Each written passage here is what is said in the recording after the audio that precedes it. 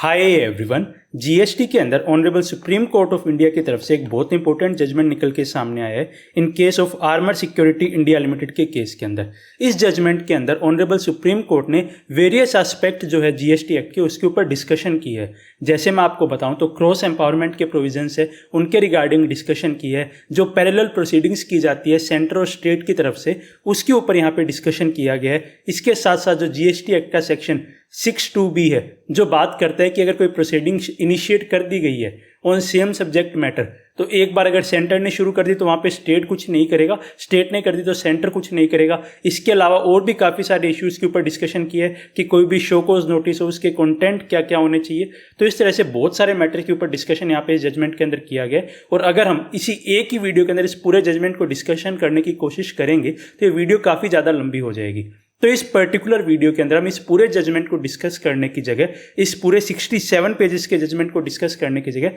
इस जजमेंट के एक पर्टिकुलर पैरा को, पैरा 97 जो है उसे यहाँ पे समझने की कोशिश करते हैं। और जो ऑनरेबल सुप्रीम कोर्ट है उन्होंने जो इंक्वायरी होती है, इन्वेस्टिगेशन होती है, उसके रिगार्डिंग क्या गाइडलाइंस यहाँ पे इशू की है जो अब से फॉलो की जानी चाहिए। और अगर वो गाइडलाइन फॉलो नहीं की जाती डिपार्टमेंट के द्वारा तो ऐसे केस के अंदर आपके पास क्या रेमेडी अवेलेबल होगी। तो उस पूरी चीज़ को यहाँ पे पैरा 97 के अंदर ऑनरेबल सुप्रीम कोर्ट ने बताया है और इस पैरा 97 को हम आज की इस वीडियो के अंदर डिस्कस करते हैं। तो यहाँ पे ऑनरेबल सुप्रीम कोर्ट पैरा 97 के अंदर बताती है कि यहाँ पे वो गाइडलाइंस इशू कर रहे हैं किस चीज़ के रिगार्डिंग, किन केसेस के रिगार्डिंग, जहाँ पे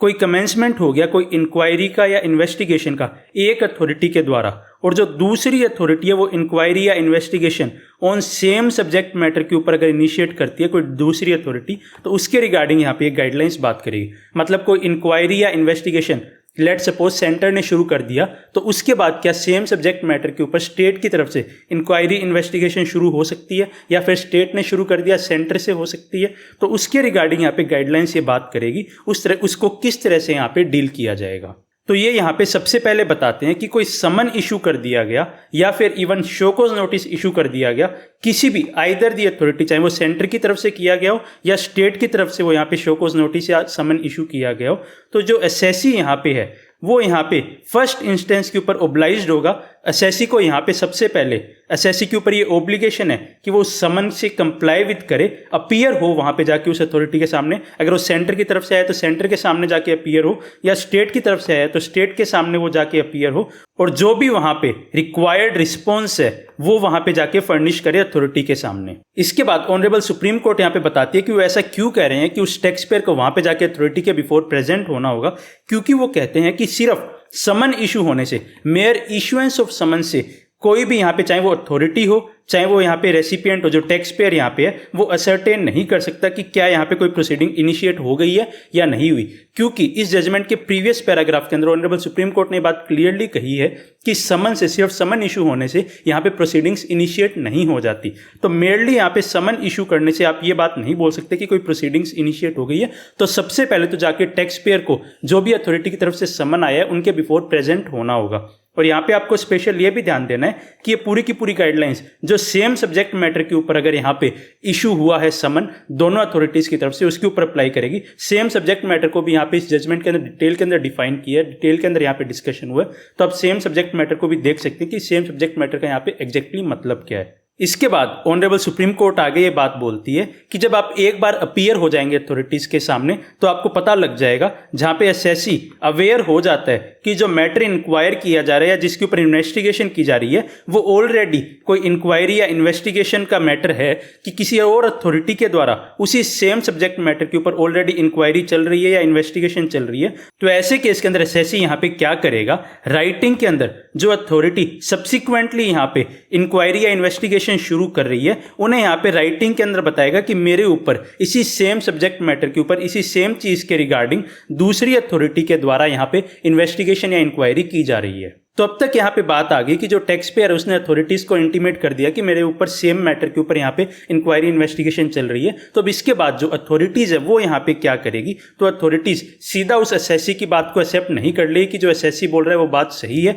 जो टैक्स पेयर बोल रहा है वो बात एकदम सही है। वो सबसे पहले क्या करेगी, जब उन्हें रिसीट हो जाएगा इस तरह का कोई भी इंटीमेशन कोई एसएससी से, तो वो रिस्पेक्टिव टैक्स अथॉरिटी से कम्युनिकेट करेगी और वो आपस में कम्युनिकेट करके वेरीफाई करेंगे जो बात यहाँ पे एसएससी ने कही है, जो एसएससी का यहाँ पे क्लेम है कि सेम सब्जेक्ट मैटर के ऊपर यहाँ पे प्रोसीडिंग्स चल रही है, यहाँ पे इंक्वायरी इन्वेस्टिगेशन चल रहा है, तो उस चीज़ को यहाँ पे वो वेरीफाई करेंगे। इसके बाद ऑनरेबल सुप्रीम कोर्ट यहाँ पे भी अपनी रीजनिंग देती है कि वो ऐसी बात क्यों कह रहे हैं कि यहाँ पे अथॉरिटीज वेरीफाई करेगी दूसरी अथॉरिटी के साथ। वो ऐसा इसलिए कह रहे हैं कि इसकी वजह से नीडलेस डुप्लीकेशन होगा। मतलब एक अथॉरिटी ऑलरेडी इंक्वायरी इन्वेस्टिगेशन चल रही है और दूसरी अथॉरिटी उसी सेम सब्जेक्ट मैटर के ऊपर इंक्वायरी इन्वेस्टिगेशन यहाँ पे करने वाली है, तो इससे जो डिपार्टमेंट है उसका टाइम, एफर्ट और रिसोर्सेज है उन्हें बचाया जा सके, उसका ऑप्टिमल यूटिलाइजेशन किया जा सके। तो एक अथॉरिटी का यहाँ पे कोई भी एक्शन ले लेगी तो वो इंश्योर करेगा बेनिफिट ऑफ ऑल। तो इस चीज को ध्यान में रखते हुए ऑनरेबल सुप्रीम कोर्ट ने ये बात यहाँ पे कही है। इसके बाद जो क्लेम है टैक्सेबल पर्सन का, कि जो उसने बताया यहाँ पे कि ओवरलैप ऑफ इंक्वायरी इन्वेस्टिगेशन यहाँ पे हो रहा है,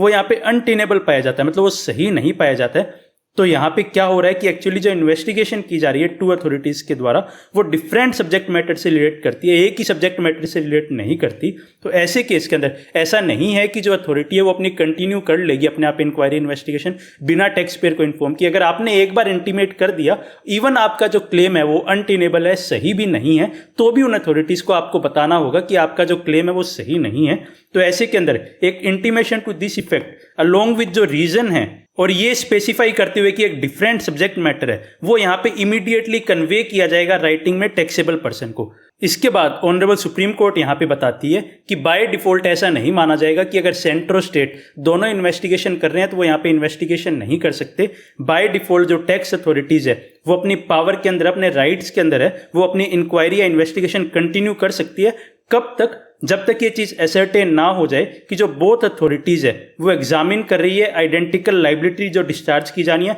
मतलब सेम लाइबिलिटी जो सेम डिमांड उसके ऊपर वो एग्जामिनेशन कर रही है, उसके ऊपर इन्वेस्टिगेशन कर रही है। जब तक वो एस्टैब्लिश ना किया जाए तो दोनों अथॉरिटीज अपनी यहाँ पे इन्वेस्टिगेशन, अपनी इंक्वायरी है उसे कंटिन्यू कर सकते हैं। जो यहाँ पे सब्जेक्ट मैटर जो यहाँ पे अलेज किया जा रहा है कॉन्ट्रावेंशन का, वो अगर उनका सेम नहीं है, या फिर जो issuance of show cause notice है वो यहाँ पे अगर issuance of show cause notice अगर सेम लाइबिलिटी से रिलेटेड है तो वो यहाँ पे अगर कवर होता है तो वो यहाँ पे शो कॉज नोटिस यहाँ पे क्वेश कर दिया जाएगा, अगर सेम मैटर के ऊपर शो कॉज नोटिस दोनों अथॉरिटीज की तरफ से दिया जाता है। अब ऊपर तो हमने ये देख लिया कि जो क्लेम था टैक्स पेयर का एसएससी का वो अनटेनेबल पाया जाता है। अगर वो गलत पाया जाता है तो वहां पे अथॉरिटीज उन्हें राइटिंग में कम्युनिकेट करके बता देगी, रीजन दे देगी कि वो दोनों सब्जेक्ट मैटर अलग अलग कैसे है। लेकिन अगर जो क्लेम था टैक्स पेयर का जो उन्होंने राइटिंग में अथॉरिटीज के सामने अपना रखा, अगर वो सही पाया जाता है, अगर जो सेम सब्जेक्ट मैटर के ऊपर दो इन्वेस्टिगेशन हो रही है, एक सेंटर की तरफ से एक स्टेट की तरफ से, तो ऐसे केस के अंदर यहाँ पे क्या किया जाएगा वो यहाँ पे बताते हैं कि हाउएवर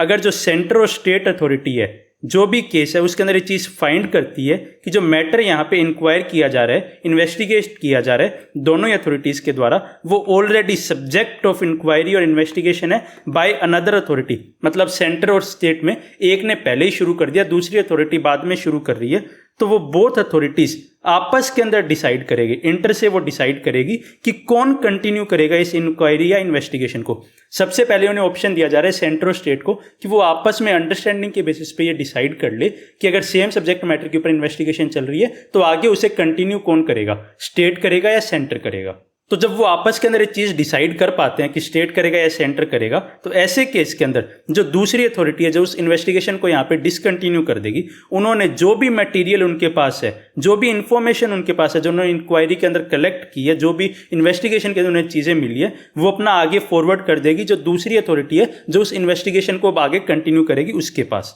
और जो दूसरी अथॉरिटी जो इसे आगे कंटिन्यू करेगी वही उसे लॉजिकल कंक्लूजन तक लेके जाएगी। लेकिन इसके बाद बात आती है कि जहां पे अथॉरिटीज एग्री नहीं कर पा रही कि इस प्रोसीडिंग को आगे कंटिन्यू कौन करेगा, दोनों के बीच में डिस्प्यूट हो रहा है, सेंटर बोल रहा है कि इस प्रोसीडिंग को आगे कंटिन्यू मैं करूंगा, स्टेट बोल रहा है इस प्रोसीडिंग को आगे कंटिन्यू मैं करूंगा, जो जनरली यही होने वाला है। तो ऐसे केस के अंदर ऑनरेबल सुप्रीम कोर्ट ने यहाँ पे बताया है कि जहां पे authorities unable to reach a decision कि आगे कंटिन्यू कौन करेगा इस प्रोसीडिंग को, इंक्वायरी को, इन्वेस्टिगेशन को, तो ऐसे के अंदर इस सर्कमस्टांस के अंदर जो अथॉरिटी जिसने पहले इनिशिएट कर दी प्रोसीडिंग को, इंक्वायरी इन्वेस्टिगेशन को, वो एम्पावर होगी to carry its to its logical conclusion. मतलब जिसने पहले इंक्वायरी इन्वेस्टिगेशन शुरू कर दी वो इस प्रोसीडिंग को आगे लॉजिकल कंक्लूजन तक कंक्लूड करेगी। और ऐसे केस के अंदर जो कोर्ट्स है वो यहाँ पे कंपिटेंट होगी कि वो एक ऑर्डर के थ्रू ट्रांसफर कर सके इंक्वायरी या इन्वेस्टिगेशन को उस अथॉरिटी को। अब इसके बाद बात आती है कि यहाँ पे ऑनरेबल सुप्रीम कोर्ट ने गाइडलाइंस दे तो दी, लेकिन अब जो अथॉरिटीज़ है वो इस गाइडलाइन को मान ही नहीं रहे।